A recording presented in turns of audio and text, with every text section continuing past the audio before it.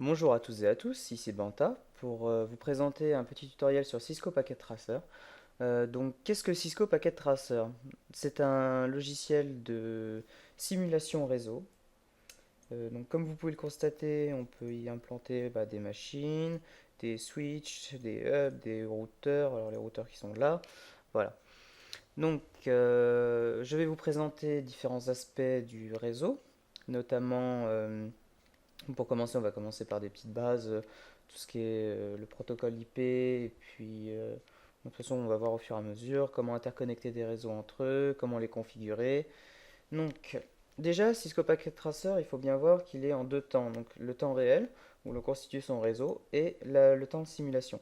Donc, on va faire un petit exemple. On va prendre un PC, on va prendre un autre PC, un switch, hop, on va les connecter en automatique.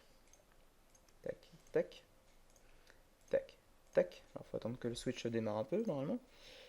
Tac, voilà, il a démarré. Alors là, vous voyez, ça passe au vert. Ensuite, on va configurer une adresse IP en statique. Donc, je vais revenir un peu plus en détail sur l'adresse IP. On va prendre une adresse IP locale, on va prendre une adresse IP standard. Donc, on verra la passerelle par défaut et le serveur DNS un peu plus tard. Ici, desktop IP, voilà, tac, tac, tac, tac. Voilà, le masque. Alors le masque, je vous l'expliquerai aussi par la suite. Alors ensuite, donc là, on a deux PC qui sont en réseau. Et ne serait-ce que déjà, un réseau, ça commence quand on a deux machines. Alors vous voyez que dans Cisco Packet Tracer, vous pouvez configurer l'aspect physique de vos machines. Alors pour ajouter des éléments, mais bon, ça on le fera plutôt sur des routeurs ou des switches que sur les PC, on n'en aura pas trop besoin. Et vous avez surtout l'onglet Desktop qui est ici, qui va vous servir à beaucoup de choses, notamment un navigateur web et tout. Vous verrez, on pourra faire un serveur web. Donc là, on va aller dans Run Command, ici, puis on va vérifier que ça fonctionne. Donc avec la commande ping, tout simplement, hop, je suis sur PC1, je vais pinguer le deuxième, et c'est bon, ça répond en l'espace de rien du tout. Ça marche, c'est nickel. Donc les deux PC communiquent, c'est super. Alors, je vais vous montrer maintenant ce qui se passe en simulation. Donc en simulation, vous utilisez la petite enveloppe, vous cliquez sur un PC, vous cliquez sur l'autre, et là, vous faites un auto-capture. Donc, vous voyez, il décompose le chemin. Donc là, il fait un paquet ICMP qui va au switch, et le switch redirige au PC. Voilà. On peut accélérer aussi un peu le mouvement, ce que je vais faire tout de suite, s'il veut bien y aller. Bon, voilà. Et voilà, il l'a reçu. Alors là, on a un protocole STP, ça c'est un protocole du switch, j'y reviendrai plus tard. Ensuite, vous supprimez la simulation, vous en créez une nouvelle, vous faites ce que vous voulez, vous testez vos réseaux. Donc là, maintenant, on peut tester avec 3 PC. Alors, on va rajouter deux autres PC. Donc c'est un switch normalement 24 ports. Ouais, c'est ça. Donc il a 24 ports possibles, donc on peut connecter jusqu'à 24 éléments dessus. On va reconfigurer nos machines. Donc on va faire 10.0.0.3. Le masque, on garde le même. On va faire 10.0.0.4. Le masque, toujours le même. Nos PC fonctionnent et tout. Alors là, ce que vous allez voir, ça va être sans doute la trame ARP. Donc ARP, qu'est-ce que c'est? Je vais vous expliquer tout de suite dès que lui veut bien y aller. On va voir. Alors, vous voyez ici, tout à l'heure, il y avait de l'ICMP. Donc l'ICMP qui est le paquet qui est envoyé à la machine. Et le protocole, enfin la trame ARP qui est ici, est une trame qui va permettre, vous allez voir, hop, voilà, le switch envoie à tout le monde. Il dit, tiens, c'est pas lui, il y a un petit souci. DTD, non, qu'est-ce que tu fous là, toi? Bon, attends, on va recommencer. Bon, là, il envoie que l'ICMP du coup, parce que l'ARP est déjà passé. Donc l'ICMP est bon et le retour est bon. Voilà. Ici. Voilà, donc là, il envoie l'ARP. Et normalement, voilà, il renvoie la requête ARP. Voilà, c'est ça que je voulais vous montrer. Et ensuite, il envoie le paquet ICMP et il récupère. Donc, qu'est-ce qui s'est passé ici? C'est-à-dire que la trame ARP, alors je ne sais pas si je peux vous montrer. Non, je ne peux pas vous montrer les trames. La décomposition de la trame. La trame, en fait, les trames, déjà, ce sont des données hexadécimales qui sont envoyées sur le réseau. Donc l'hexa, je vous montrerai ce que c'est en détail. Je pense que je vous montrerai une petite trame ARP en détail. Enfin bref. Et donc cette trame ARP, en fait, c'est ce qu'on appelle le broadcast, c'est-à-dire qu'il va envoyer à tous les machines sur le réseau, enfin, qui sont dans son réseau à lui, bah tiens, quelle est l'adresse IP de machin? Enfin, quelle est l'adresse, non, la trame ARP, attends que je dise pas de conneries. Quelle est la trame ARP récupère l'adresse MAC. Voilà. Donc on récupère l'adresse MAC et ensuite il va trouver. Il va poser quelle est l'adresse MAC de machin. Et machin répond, ah bah tiens, moi j'ai ça, et puis mon IP c'est ça, et puis on va échanger notre paquet, ça va marcher. Voilà, tout ça c'est joli. Donc, on va complexifier un peu notre réseau. Alors, on va déconnecter ces deux machines-là. On va mettre un petit routeur. On va mettre celui-là parce que l'autre, j'aime pas trop. Il se configure moins bien. Hop. On va mettre un routeur. On va mettre deux PC. On va remettre un switch à la con. Hop. On va reconnecter tout ça. Voilà. Et on va connecter ça au routeur. Normalement, le routeur. Voilà. Le routeur n'a pas de port, donc il faut lui rajouter un module. Donc moi, j'aime bien mettre le NM4E. Alors, pour rajouter un module au routeur, vous devez éteindre le routeur, vous rajoutez le module au routeur, vous rallumez le routeur, vous attendez, parce qu'il redémarre. Normalement, il ne fait pas trop tarder à démarrer. Alors, vous avez vu, la simulation est assez poussée. Voilà, et là, je peux connecter ici. Donc, on va changer le réseau de ces machines-là. C'est-à-dire que, au lieu d'avoir un réseau en 10, admettons, on va avoir un réseau en 10.1, 255. Hop. Ici, 10.1, donc on va les mettre dans le même réseau. Faut pas caser deux fois la même adresse IP. Et on va changer le masque. Et le masque, on va mettre 2 fois 255. On va laisser 10.0, c'est très bien, ça marche aussi. 10.0.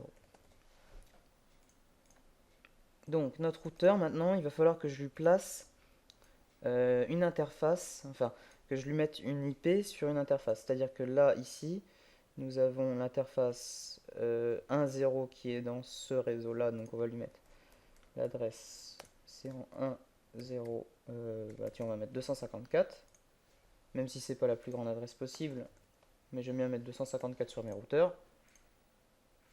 Et ici, on va mettre FA00 10 00 254 et voilà.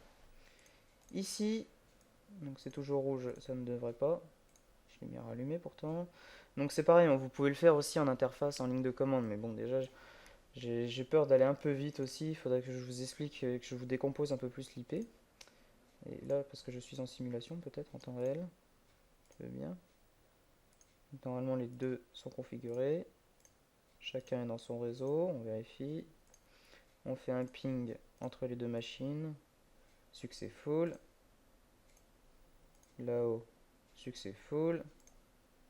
Là-haut, in progress, fail. Alors on va voir qu'est-ce qui se passe. Qu'est-ce qu'il fait? Bon, là j'ai peut-être un peu trop de... On va décrire un peu plus le mouvement. Pourquoi il veut pas y aller? Ah ah, très bonne question. Ah, j'ai oublié de vous dire, oui, par défaut, les interfaces sont éteintes. Voilà, j'ai oublié de l'activer. Hop, c'est pour ça que c'était rouge. Alors, on va attendre que les switches reconnaissent. Allez les gars, vous pouvez le faire. Alors, des fois, passer en simulation en temps réel. Ouais, bon, il devrait le trouver normalement. Donc, voilà. On va essayer de pinguer un réseau à l'autre. Donc là, il va dire qu'il veut pas, normal. Donc là, on va pinguer notre routeur. Notre routeur, il va répondre. Il dit ok, ça va, c'est toi, coucou. Je t'envoie un message, tu me réponds, on est content, c'est la fête. Voilà. Et là, de l'autre côté, on va vérifier que c'est bon. Coucou, coucou. Ouais, salut, ça va? Ouais, toi? Ouais, bien. Voilà. Donc ça se répond bien. Donc on a toujours les trames ARP qui vont demander l'adresse MAC du PC. Ensuite, on va faire un ping. Tac. Un ping de 10, 1, 0. Non, ils sont pas dans le même réseau, mais normalement... Ah oui, c'est pour ça que je sais qu'il va pas. J'ai oublié de définir la passerelle par défaut dans les machines. J'avais mis 10.0.0.254. En fait, la passerelle par défaut, c'est si tu connais pas le réseau où tu dois aller, va voir lui, il sait où tu dois aller. Donc en gros, va voir le routeur. Donc ça, c'est l'adresse du routeur sur cette interface là, là, 00. Et on va faire pareil sur les autres. J'ai bien mis je crois, hein. Hop, que je me plante pas. Ouais. Ensuite, 10.1.0.254. Ça, c'est un petit réseau à la con que je vous fais. 10.1.0.254. Alors, si, bon, vous connaissez sans doute chez vous, vous avez du 192, 168, 1.1, mais, par exemple pour votre routeur ou des conneries comme ça, il faut savoir que ça, vous êtes en réseau privé. Et sur Internet, quand vous, par exemple, je vais vous faire une petite démonstration rapide tout de suite. Par exemple, si je fais un ping Google, google.com, tac, voilà, il me répond. Donc là, on récupère l'adresse d'un des serveurs de Google qui se retrouve ici. Et maintenant, si je fais, je peux pinguer, donc ça c'est ce qu'on appelle le nom, c'est le domaine, le nom de domaine, c'est google.com. Et si je veux pinguer le serveur, je peux tout à fait pinguer un serveur de Google, 73, tac, et voilà, il me répond, c'est le même serveur que de tout à l'heure. Et si je tape, alors vous allez voir, normalement j'arrive sur la page de Firefox. Si je tape, tac, tac, si je tape l'adresse IP du serveur de Google de tout à l'heure, on devrait tomber sur Google. Hop, voilà. Donc il faut savoir sur Internet, les machines ont des adresses IP. Donc là, en l'occurrence, c'est de l'IPv4. On est en train de passer à l'IPv6, même si c'est pas encore trop utilisé. Ce sera seulement pour Internet. Vous, même dans les réseaux d'entreprise, etc., ce sera toujours et pour longtemps de l'IPv4, car c'est simple et on le connaît très bien. Voilà, donc repartons sur notre réseau. Qu'est-ce que je voulais faire? Oui, donc qui communiquent tous les deux grâce au routeur, parce que le routeur, en fait, qu'est-ce que c'est? C'est une machine qui a deux cartes réseau. Ça peut être même un PC, hein, même votre PC, s'il a deux cartes réseau ou deux adresses IP, vous pouvez le transformer en routeur. D'ailleurs, je vous ferai peut-être un petit tutoriel pour comment transformer son PC en routeur. Alors ça peut servir, on ne sait jamais. Euh, oui, donc là je vais pinguer. Non, pas ça. Je veux pas le. Alors ça c'est pour la configuration à port com. J'étais dessus, le 10.1.0. Point 1, tiens. Et là, donc là, vous allez voir. Ah oui, parce que je suis en simulation. Donc là, il envoie le paquet. Alors, là, il retransforme, il vérifie, il dit ah, tiens, c'est lui qui a demandé. Et puis il y va pas parce que. Donc, je vais recommencer une fois parce que des fois, en fait, l'ARP, c'est le temps que ça trouve. Le temps qu'il fasse son chemin. Il fait son chemin et ça répond, ça passe à travers le routeur. Donc là, vous voyez, on a deux réseaux différents et pourtant ça communique. Donc c'est à ça que ça sert un routeur, ça sert à faire la communication entre deux réseaux qui ne sont pas dans la même adresse IP. Donc ce que je vous propose, c'est que on va faire une petite coupure là et on va reprendre tout à l'heure sur de l'IP. Voilà. Je vous remercie de m'avoir écouté, puis à bientôt.